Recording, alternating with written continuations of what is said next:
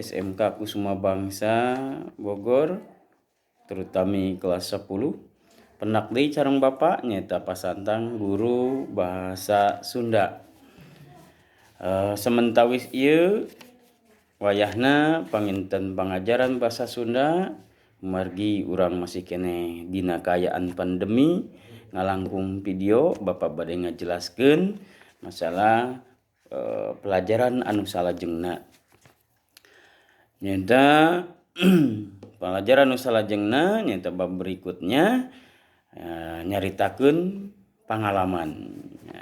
Mudah-mudahan hidup sadayana ayeuna nuju kaayaan sehat walafiatnya untuk hilap ibadah di bumi ngadoa seueurkeun zikir. Yang kitu supaya seorang sana tetap dijauhkeun dina musibah sareng bencana-bencana dijebihkeun dina wabahnya. Barudak sadayana ieu aya pelajaran anu bab nyaritakeun tentang pengalaman. Naon ari pengalaman teh nyaeta kajadian anu geus di alaman, geus kaalaman ku urang atawa urang ningalikeun hiji kajadian anu tumiba ka batur, urang nyaho kajadianna terus ku urang dicaritakeun. Nyaritakeun pengalaman-pengalaman kajian nu geus dialaman ku urang sapopoe. Nah, ieu nyaritakeun pengalaman. Dina nyaritakeun pengalaman tangtu aya sabaraha rupa atau sabaraha tahap samemeh urang nyampekeun atau samemeh urang nyaritakeun kana pengalaman. Anu kahiji tangtu urang teh kudu nyiapkeun jejer carita pengalaman. Naon Pak ari jejer teh? Ari jejer teh nyaeta nangtukeun tema lamun dina bahasa Indonesia. Nangtukeun jejer carita pengalaman. Jadi menentukan tema cerita tentang pengalaman yang akan disampaikan. Nah, jadi nu kahiji nangtukeun jejer caritana. Temana naon? Di dieu aya tema macam-macam dina nyaritakeun pengalaman teh. Tangtu urang beda-beda meunang pengalamanana. Aya dina sapoe ieu naon teh ningali pengalaman atawa mengalami atawa ngalaman urang teh pengalaman anu pikaseurieun, anu pikasediheun, anu pikakeuheuleun, anu pikausahaeun jeung sajabana. Gitu nya. Tah, kusabab eta dina pengalaman teh urang bisa nentukeun nyaeta apakah urang nyieun temana, tema pengalaman jejer kalimat jejer-jejerna pengalaman carita pengalaman teh arek tentang pikasediheun, pikabungaheun, atau pikakeuheuleun atau pikaambekeun. Nah, ieu urang kudu bisa nyieun heula jejerna, nangtukeun heula jejerna. Nu kadua tahap nu kadua nyieun carita pengalaman anu rek dicaritakeun ku urang ka audien. Nah, urang nu kadua tahapna nyaeta ngadamel perelean carita gitu. Naon Pak perele teh? Merelekeun carita-carita nyaeta disusun secara sistematis gitu. Naon cenah perele teh nyaeta nyusun secara sistematis. Satajan ku urang didugikeun teh urang teh kudah nyusun heula. Awalna kumaha, yeuna kumaha, katina kumaha kitu tah. Jadi secara sistematis. Tahap anu katilu nyaeta cara ngadugikeun atau cara nyampekeunana. Kumaha cara nyampekeun carita ka audien atau carita ka batur gitu kan. Nah, lamun urang nyampekeun temena pikasediheun, berarti urang kudu nyampekeun teh carita teh batur teh kudu kasentuh jeung memang eta teh sedih, kabawa sedih gitu dina carita hiruk pikuk kasediheun urang teh kabawa tepikeun ka anu ngadengekeun teh para audien teh kabawa sedihna terharu jeung sagarupana. Urang teh geus nantukeun carita atau jejer kalimat atau tema nanti tentang nyaeta pikasurieun. Maka urang teh kudu ngampikeun teh dina eta nya carita pengalaman kumaha carana ieu carita teh memang pikasurieun batur gitu atau pigumiraun. Jejer kalimat urang bahagia berarti nyampikeun pengalaman urang nyaritakeun pengalaman teh kudu bahagia batur teh katinggalin bahagia kamotivasi tah gitu eta. Jadi aya tilu tahap dina nyampikeun carita pengalaman urang sapopoe nya. Anu kahiji tadi tangtukeun jejer carita pengalaman, nu kadua merelekeun carita-carita anu arek dicaritakeun, nu katilu nyaeta cara nyampekeunana kudu sesuai pagodos jeung tema jeung pereleanana gitu. Nu kahiji tema teh cenah naon jejer, perelean nyaeta sistematisnya ulah hilap tah eta bisi hidup kudu apal cara nyampekeun pangalaman. Nah, kunaon sabab sakur jalma nu hirup tangtuna oge boga pangalaman. Teu mungkin lamun misalkeun hiji jalma teu boga pangalaman saeutik-eutik acan. Aya timbul pertanyaan, "Ah, Pak, pan urang mah teu boga pangalaman, urang mah kitu we sapopoe teh dahar modal ulin. Nah, teu mungkin eta ge pangalaman hidup. Oh, pengalaman urang teh madesu masa desam suram, masa depan suram. Da pagawean pangalaman ngan sapopoe dahar modal ulin teh madesu eta mah. Nya, masa depan suram. Jadi urang teh dina sapopoe pasti pangalamanana. Pikasurieun pasti contoh dina hiji waktu urang keur init ka sakola aya babaturan mangkat make sapeda bari susurian teh nyahonna mah sapedahna sapedahna ti Soledad mah sepeda ti Soledad manehna ragrag tina sapeda asup kasusukan ka maneh teh lucu katingali ku maneh susurian padahal kuno labuh mah kaalamanana teh eta teh pengalaman anu pikasediheun pengalaman keur hidup nu ningali susurian wah itu labuh sagarupa kitu nya tah eta pengalaman tangtu jalmi anu hirup mah ngabogaan pengalaman.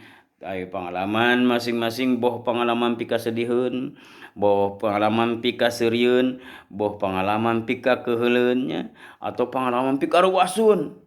Naon kaget gitu. Waduh eta pengalaman saking ruasna aya eta teh saya mah euy eta anu teu bisa poho mah eta pengalaman tepikeun ka ayeuna ruas teh naon meunang berita yen dulur urang anu gawe di luar negeri kieu. Tah eta pikareuwaseun nya. Aya pikabungaheun pengalaman teh naon pengalaman urang pik bungah teh. Pernah urang ngalaman bungah teh. Kumaha nyaeta harita keur teu boga duit ujug-ujug cenah aya dulur urang ti Jakarta mere duit 300.000 bunga tah itu pengalaman pibagumaheun mah loba nya sedeuheun loba ngan tetep kudu tetepkeun temana rek nyieun pengalaman anu pikasediheun misalkeun urang siapkeun jejerna pikasediheun urang nyieun pengalaman pikasediheun caritana tentang naon misalkeun nya ulah sampe engke kudu nyampikeun carita ge urang teh kudu pikasediheun gitu. Ya Bapak aya macakeun hiji pengalaman contoh nyaritakeun pengalaman anu dialaman ku salah sahiji ibu rumah tangga. Ya anu tadina ieu pengalaman isina pengalaman pikasediheun. Tadina manehna teu naon teh nyaho naon-naon bala katempuhan ya karena salakina sok ngajualan ganja katempuhan di penjara. Aya carita ieu Bapak teu bisa tatap muka sareng hidup nya terus Bapak ayeuna lewat video wae kudahna mah ieu teh dicaritakeun ku hidup saurang-saurang kapayun dibaca ieu carita pangalamanana tapikeun lah dina waktu ieu salami pandemi Bapak masihan naon hadiah kanggo hidup kanggo nyaritakeun macakeun ieu pangalaman. Tapi emut ieu pengalaman pisediheun mudah-mudahan Bapak bisa ngadugikeun atau nyaritakeunana bisa menyentuh kana hati hidup sararea kitu nya. Mangga wilujeng ngupingkeun ieu carita urang bacakeun. Temana atau judul tina ieu carita teh nyaeta salaki nu boga dosa kuring nu dihukumna. Kuring teh ti sasatna mah katempuhan buntut maung. Salaki sok ngajualan ganja, kuring nu teu nyaho-nyaho nu diwadalkeun. Basa polisi datang ka imah neangan salaki. Salaki mah geus kabur manten, teuing ka mana. Kuring jeung barudak nu teu boga dosa dicerek ku polisi, ditanyaan, di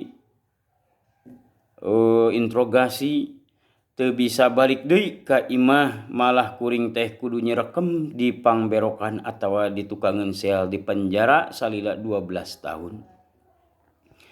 Teu nyangka seeutik-eutik acan, kuring nu sapopoena tara init-initan jauh, bet kudu nyerekem di pangberokan atau bet kudu cicing di penjara. Teu pupuguh, teu gugur, teu angin, kuring dituding ku polisi pajah sok ngajualan jeung ngisep ganja cenah.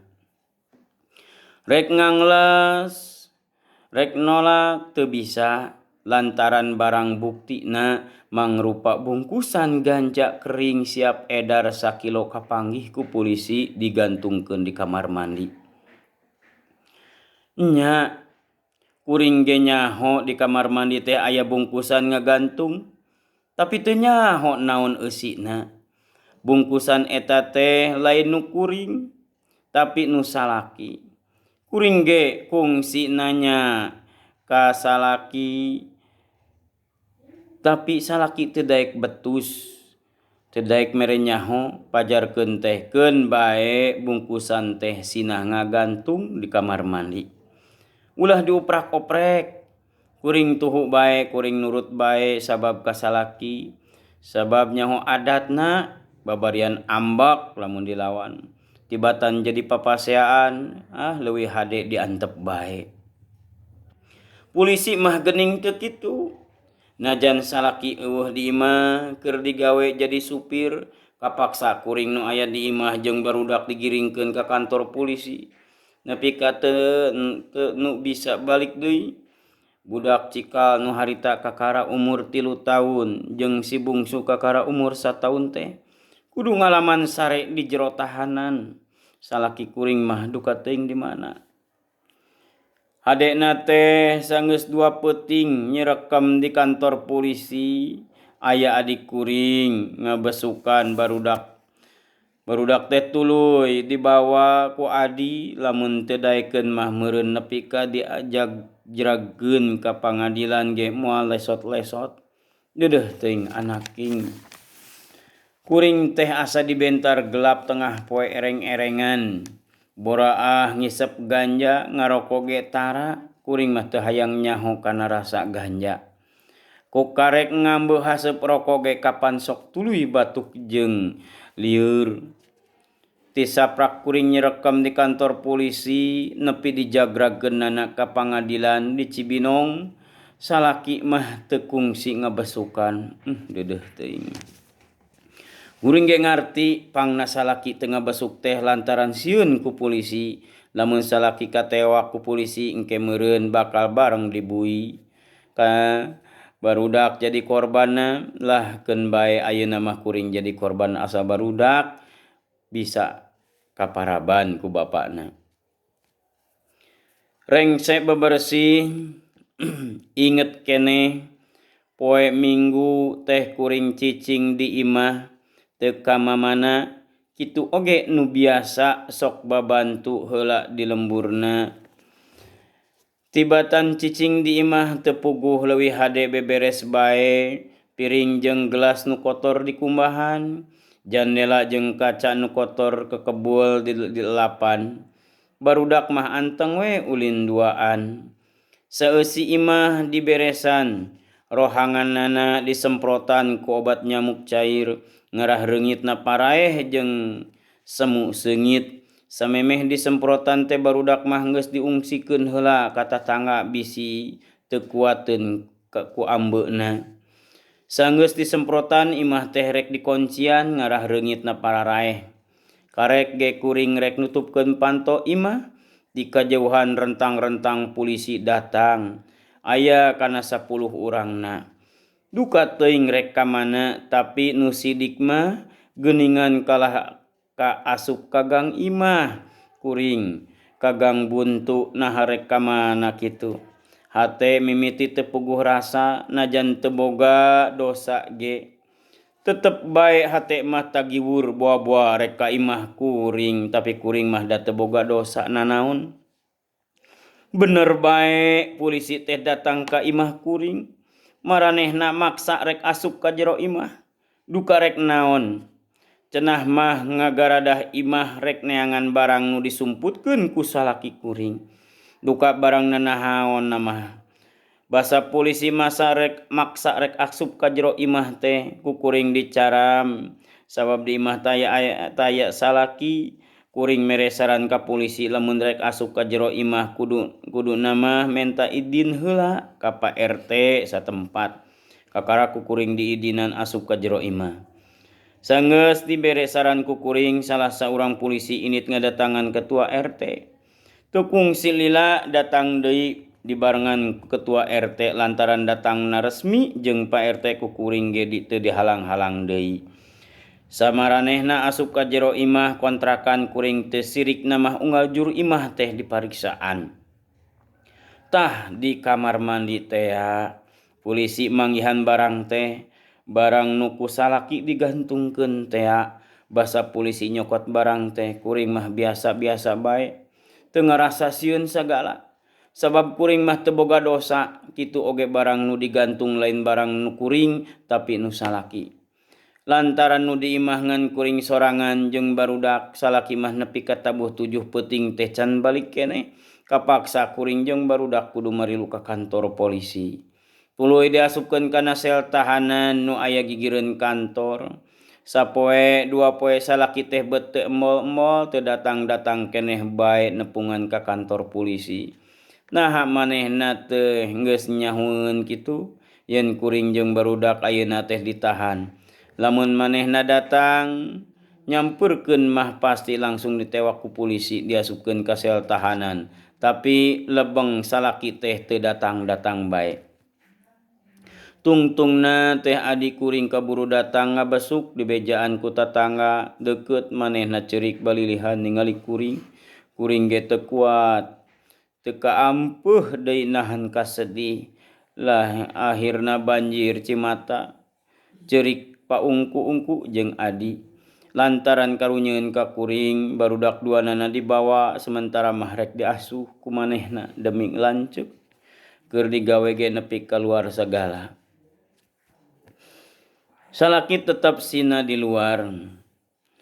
Kuring ngarasa keheul ka salaki lamun datang ku kuring rek dilaporkeun ka polisi ngara manehna nyirekam di kamar tahanan. Nu tadina ngarasa keheul ka salaki hayang males nyeri sinah ngarasakeun sorangan kumaha nalangsana sare di sel tahanan teh. Akhirna mah jadi sadar sorangan teu pantes ka keheul teh diteumleuhkeun ka kabehna ka salaki. Boa kuring ge boga dosa teu karasa nepi ka kudu ngalaman unggah balewatangan teh asup ka penjara. Geus titis tulis ti dituna nu teu bisa dihalang-halang deui kuring sadar kajadian ieu teh geus aya nu ngaturna ngan urangna bae teu nyaho. Keun bae pangalaman ieu teh kuring sorangan nu ngalamanana salaki mah ulah ngalaman kawas kuring tetep bebas ngerasa laki bisa ngala duit keur barudak keur mika hareupeunana sabab lamun salaki kuring dikatewak ku polisi kawasna mah kuring ge tetep bakal ditahan babarengan jeung salaki dituting saengko jeung salaki. Basa kuring dibawa ka pangadilan salaki mah teu datang. Nu datang teh ngamitoha awewe ti Medan. Manehna nu cakah cikih nguruskeun kuring nepi ka diponisna kuring teh ku hakim ketua pengadilan negeri Cibinong dihukum 12 tahun penjara potong tahanan. Sedih jeung nalangsa tapi teu bisa kukumaha deui. Iwal tumamprakan